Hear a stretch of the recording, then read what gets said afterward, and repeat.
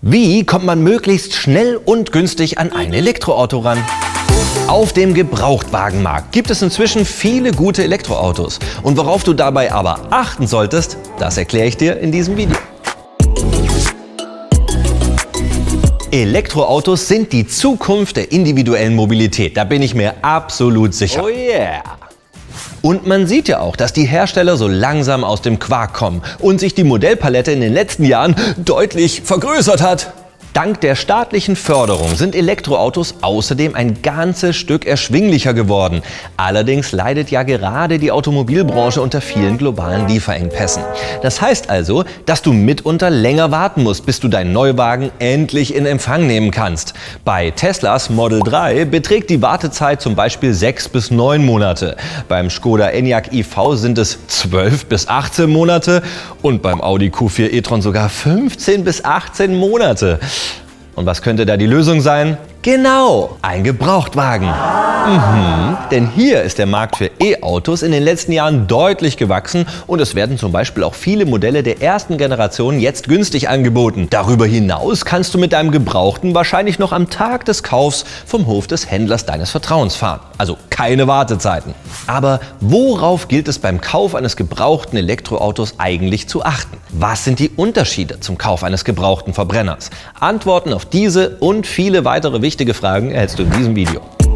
Was spricht für ein gebrauchtes Elektroauto?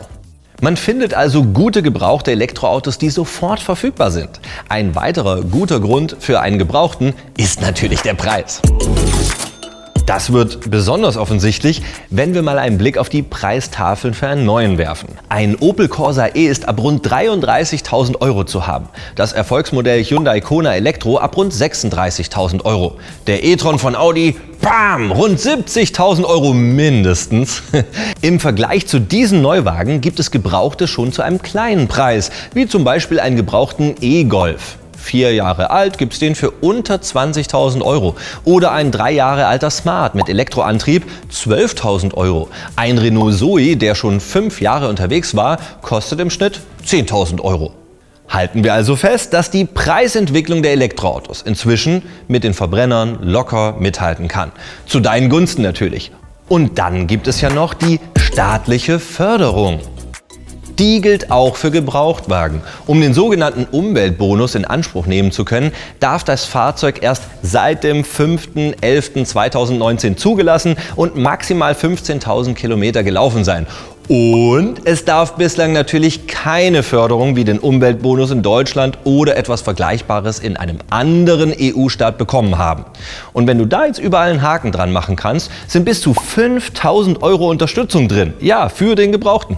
Ein weiterer Punkt, die Reichweite. Die ist besser als ihr Ruf, sogar bei den Gebrauchten. Spitzenmodelle wie der Platzhirsch Tesla Model S schaffen es 650 Kilometer weit. Beim ähnlich weit oben angesiedelten Jaguar I-Pace können es 480 Kilometer sein. Mit 450 Kilometer muss sich der deutlich kompaktere Kia e-Soul auch nicht verstecken. Ich habe dir mal meine Top 9 der reichweitenstärksten Elektroautos unten in der Infobox verlinkt. Aber mal ehrlich, für den Alltag oder vielleicht auch als Zweitwagen muss es ja gar nicht so viel sein. Kinder in die Schule bringen und danach zur Arbeit fahren, da reichen 200 bis 300 Kilometer doch locker aus, oder? Da sind dann unter anderem diese Modelle interessant. Der Renault Zoe mit 400 Kilometern, der Peugeot E208 mit 340 Kilometern Reichweite, der Skoda Citigo e-iV hat 258 Kilometer oder der VW ID.3 mit 330 Kilometer Reichweite.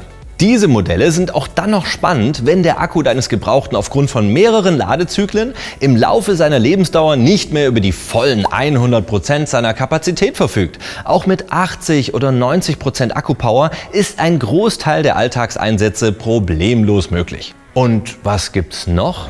Stimmt, den Verschleiß. Da haben Elektroautos einen großen Vorteil.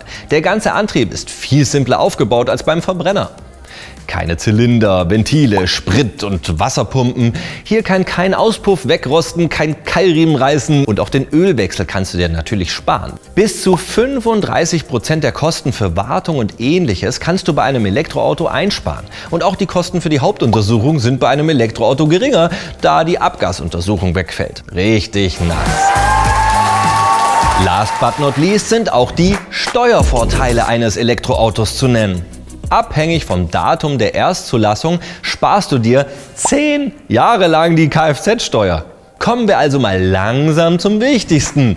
Worauf muss ich beim Kauf eines gebrauchten E-Autos achten? Im Grunde musst du beim Kauf eines Elektroautos auf dieselben Sachen achten wie bei einem Verbrenner, mit aber 1 oder 2 ganz entscheidenden Besonderheiten. Gerade bei den älteren Modellen der ersten Generation solltest du da besonders kritisch sein. Und dass du einen Gebrauchtwagen nicht ungesehen, ohne Probefahrt einfach kaufst, das versteht sich hoffentlich von selbst, oder? Da ist in erster Linie der Akku, dem du ganz besondere Aufmerksamkeit widmen solltest. Da man in diese komplexe Technik nicht mal ebenso selbst reinschauen kann, sollte der erste Blick ins Serviceheft dem Thema Akku gelten. Der wird bei der Inspektion nämlich auf Herz und Nieren geprüft, vor allem die Ladekapazität, aber auch alle damit zusammenhängenden Teile, also wie Anschlüsse, Kabel, Ladezubehör etc. Lass dir also alle Protokolle dazu zeigen und frag auch den Verkäufer oder die Verkäuferin nach Schäden oder Reparaturen am Akku. Klingt jetzt alles irgendwie sehr kritisch. Akku? Große Gefahr? Ach, kein Problem, gar nicht so wild. Die Batterien halten entgegen vieler Kritik einiges aus. Moderne Lithium-Ionen-Akkus schaffen bis zu 3000 Ladezyklen, was einer Lebensdauer von rund 15 Jahren entspricht. Interne Managementsysteme sorgen automatisch für schonendes Laden. Die Erfahrung zeigt, dass auch nach 200.000 Kilometer die meisten Akkus noch 80-90% Ladekapazität haben. Das ist doch wirklich ordentlich, oder? Und dann ist da ja auch noch die Herstellergarantie. 5 bis 8 Jahre geben die normalerweise. Oder anders 100.000 bis 150.000 Kilometer. Und fällt dann in dieser Zeit die Kapazität unter 70%, gibt's einen neuen Akku. Umsonst. Frag beim Kauf also auch unbedingt nach einer noch laufenden Garantie. Ob der Akku was taugt, solltest du unbedingt von einem Profi checken lassen. Mein wichtigster Tipp für gebrauchte Elektroautos: den State of Health oder auch SOH auslesen lassen. Und dieser gibt den genauen Zustand der Batterie an. Durchführen lassen kannst du das zum Beispiel beim ADAC oder bei der DEKRA. Die zweite Besonderheit beim Elektroauto sind die Bremsen. Also jetzt nicht die Scheiben oder Bremsklötze an sich, sondern deren geringere Beanspruchung. Klingt komisch, oder? Das liegt nämlich daran, dass ein Elektromotor eine starke Bremswirkung hat, sobald man vom Strompedal geht. Und die dabei entstehende Energie fließt dann auch sogar zurück in den Akku. Rekuperation heißt dieser Vorgang. Der Motor bremst sozusagen.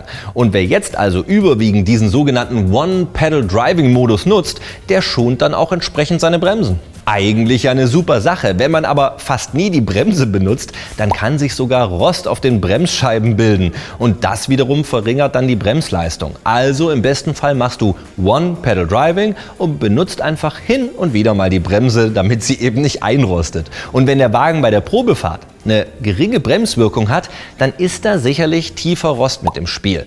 Und dann sollte da mal eine Werkstatt drüber schauen.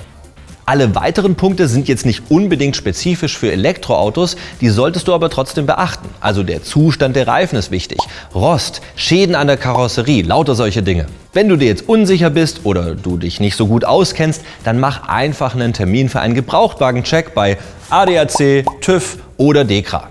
Das ist zwar nicht kostenlos, erspart dir aber böse Überraschungen. Super, jetzt weißt du, worauf du achten solltest. Und ja, weil wir noch ein bisschen Zeit haben, gebe ich dir noch einen kurzen Überblick über die aktuellsten Modelle, die du heute schon gebraucht bekommst und die sich besonders gut eignen. Es ist jetzt natürlich nur ein schneller Überblick, der auf eine Erhebung des ADACs zurückgeht. Also kein Anspruch auf Vollständigkeit. Schauen wir mal, was hier auf der Liste steht. Den Anfang macht der i3 von BMW, gefolgt vom Citroën C0, der übrigens baugleich ist mit dem Mitsubishi i-MiEV.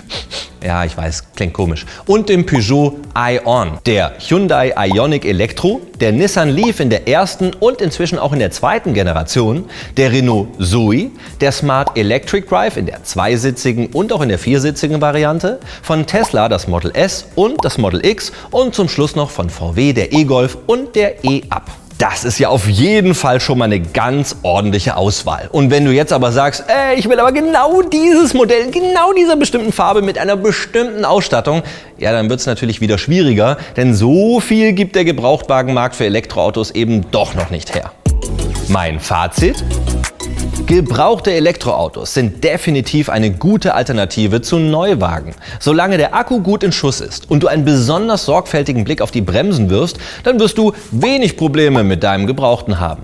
Gerade ja auch, weil die meisten Modelle noch recht jung sind und in Sachen Verschleiß bist du mit einem elektrischen sowieso besser unterwegs im Vergleich zum Verbrenner. Der Preisvorteil liegt natürlich auf der Hand und auch die Verfügbarkeit punktet. Vor allem, weil der Neuwagenbereich gerade mit Engpässen zu kämpfen hat. Das war's auch schon wieder. Ich hoffe, dass ich dir alle wichtigen Infos zum Thema gebrauchte Elektroautos liefern konnte. Und wenn du jetzt noch Fragen hast, dann schreib doch einfach einen Kommentar. Ansonsten, wenn es dir geholfen hat, lass gerne einen Like da. Und ich kann dir nur empfehlen, den Kanal zu abonnieren und die Glocke zu drücken, dann verpasst du keine spannenden neuen Folgen mehr. Hier gibt es übrigens weitere Folgen, die echt Spaß machen. Bis bald. Da ja die Abgasuntersuchung komplett weg. Fragen zum Thema hast, dann... Ich will jetzt aber genau das und das. Wenn so schöne Videos hier online gehen. Ja, gut.